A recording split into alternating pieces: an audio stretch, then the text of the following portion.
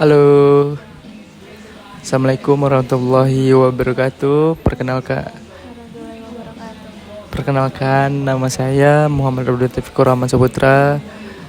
Saya berkuliah di Universitas Muhammadiyah Yogyakarta, Fakultas Pendidikan Bahasa.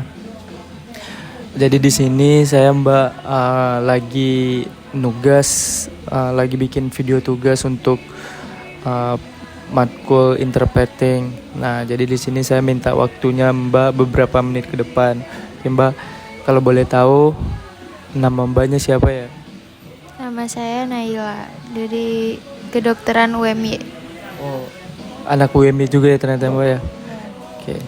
Oke, kita langsung masukin ke pertanyaan Mbak ya.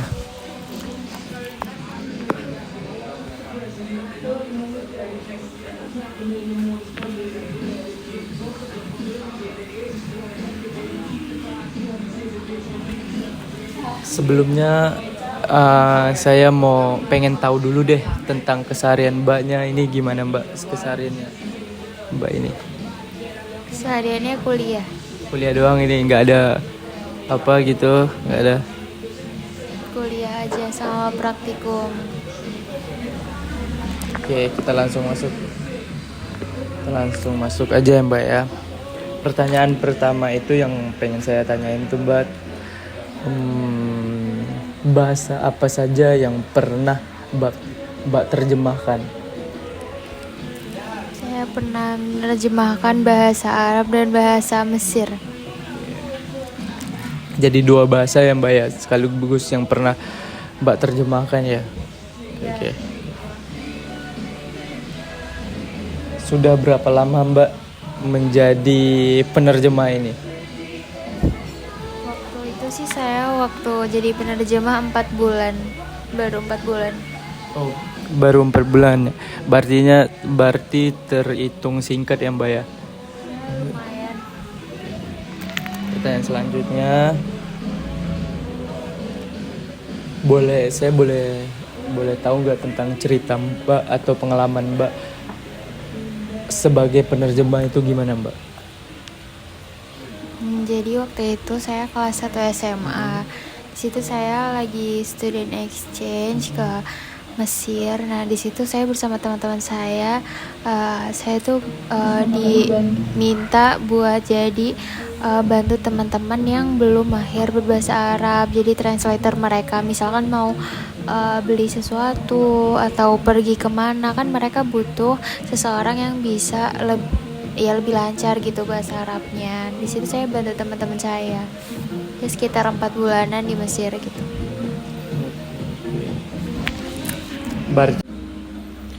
Berarti tugas dari sekolahnya dulu Mbak ya mengharuskan ke Mesir gitu ya. Oke. Kita pertanyaan selanjutnya Mbak ya. Menurut Mbak ini ya, pengalaman Mbak apa yang boleh dan tidak boleh dilakukan dalam proses penerjemahan ini?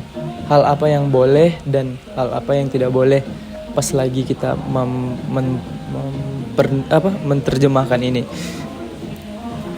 Hal yang boleh ya menerjemahkan sesuai yang native itu katakan gitu. Itu yang boleh.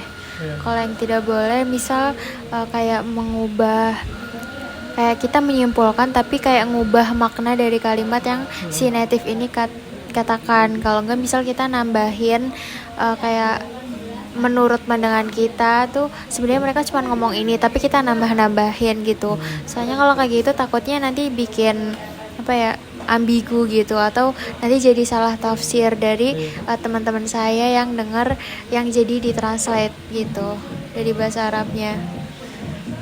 Setahu saya kalau bahasa Arab ini lumayan susah ya Mbak ya untuk dipelajari ya Mbak, atau untuk kita banyak gitu nggak sih kosakata dari bahasa Arab ini atau bahasa Inggris ini bahasa Mesir ini ya Mbak ya? Menurut Mbak lebih susah belajar bahasa Inggris atau bahasa Arab atau bahasa Mesir Mbak? Kalau saya sih lebih gampang belajar bahasa Arab. Mungkin kalau bahasa Arab itu mungkin susah di kayak kita ngafalin kosakatanya kan, tapi buat pronunciationnya tuh lebih gampang daripada bahasa Inggris karena ya jelas gitu loh ngucapinnya kayak kita lagi ngaji aja. Kalau bahasa Inggris kan kita misalkan huruf A dibacanya E, kayak beda-beda gitu kan, juga tiap kosakata bisa pengucapannya beda dari huruf aslinya gitu. Kan kalau bahasa Arab ya susahnya kayak di kosakata yang baru aja gitu.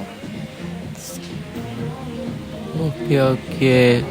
Terus saya pengen nanyain soal ini sih Mbak. Kalau boleh tahu udah berapa lama sih Mbak belajar bahasa Arab ini atau bahasa Mesir ini? Udah berapa lama sih Mbak belajarnya?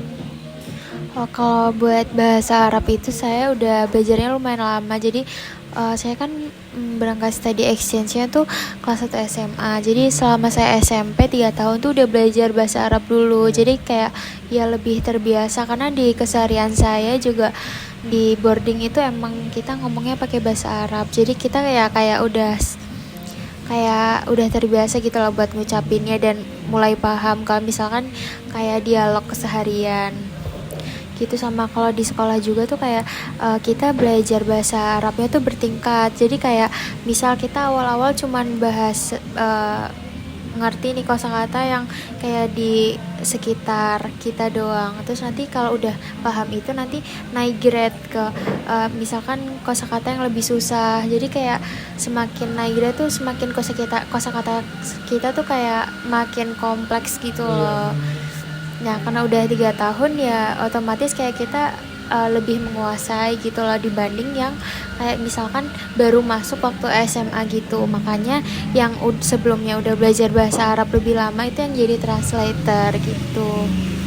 Makanya dari sekian berapa banyak sih yang kalian pergi ke apa tadi namanya Mbak? Ke Mesir. Ya, ke Mesir ini berapa banyak sih orang yang ke sana?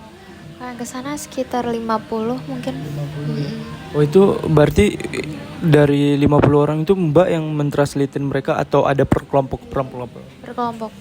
Tetap dibagi per kelompok gitu. Berarti Mbak ini kelompok ini Mbak ini ada juga. Oh berarti dari kelompok Mbak yang tukang terjemahnya gitu. Tapi sebelumnya ini Mbaknya waktu SMP atau SMA-nya ini di pesantren ya Mbak ya? Iya. Itu ada belajar bahasa Inggris juga nggak di pesantrennya? Ada bilingual. Oh, oke. Pertanyaan selanjutnya ya Mbak ya.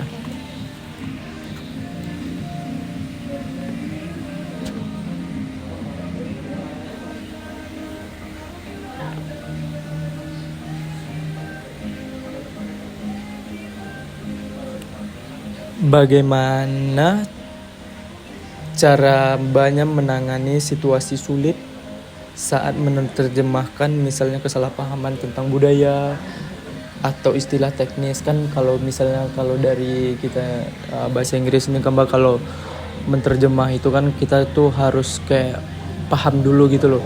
Nah kalau misalnya kita ketemu bule Australia ntar kita harus berbahasa Inggris yang kayak gini. Kalau ketemu bule ini ntar kita harus berbahasa ini. Ada nggak sih kayak di Arabnya kayak gitu? Menurut Mbaknya ada nggak sih? Kalau kesalahpahaman tuh mungkin banget sih menurut aku buat terjadi kalau misalkan kita di negara orang, karena otomatis orang-orang di negara itu mereka kan native, kayak emang kesehariannya udah ngomong pasti ngomong bahasa Arab, jadi mereka tuh ngomongnya pasti cepet gitu kan. Nah mungkin bikin salah paham atau enggak kita kayak nggak ngeh apa yang mereka omongin tuh kalau mereka ngomongnya tuh terlalu cepat. Ya biasanya kita kayak minta diulangin aja sih, kayak minta maaf boleh diulangin gak, atau misalkan kita mau pergi misal ke counter gitu beli pulsa, kan kita belum tahu nih kosakata apa, kayak kita harus bilang apa sih. Nah kita dipersiapin dulu sebelum pergi kosakata, nanti ngomongnya kayak gimana dicatat gitu biar waktu sampai di sana kita udah tahu nih bahasa Arabnya gimana yang mau diucapin. Terus misal kalau lagi di sana ternyata kita tetap aja nih ada kebingungan kosakata, ya kita minta tolong yang lebih bisa, misal kayak nelpon ustazah kita atau minta bantuan yang sama-sama orang Indo yang ngerti bahasa kita gitu. Sepengalaman saya ya, kalau ketemu orang Asia Timur itu ya, kalau mereka berbahasa Inggris pun kayak kita tuh kurang ngerti juga ya Mbak, apalagi mereka berbahasa asli mereka lebih cepat ya, mungkin ya. Susah juga ya menurut saya itu. Terus yang pengen saya tanyain tuh, Kalau enggak pakai bahasa isyarat juga bisa. oh bisa itu mah pakai bahasa isyarat? Kayak nunjuk bendanya. Oh iya. Kayak nggak usah kayak ngomong, kalau kita nggak tahu kosakata Iya. ini, kita nunjuk aja barang yang kita mau apa kayak gitu. Tapi kan nggak keren gitu loh Mbak, ya nggak sih? Ya, iya, tapi Iya. kan daripada kita nggak jadi, misalnya nggak jadi transaksi. Iya. Kalau kakak sih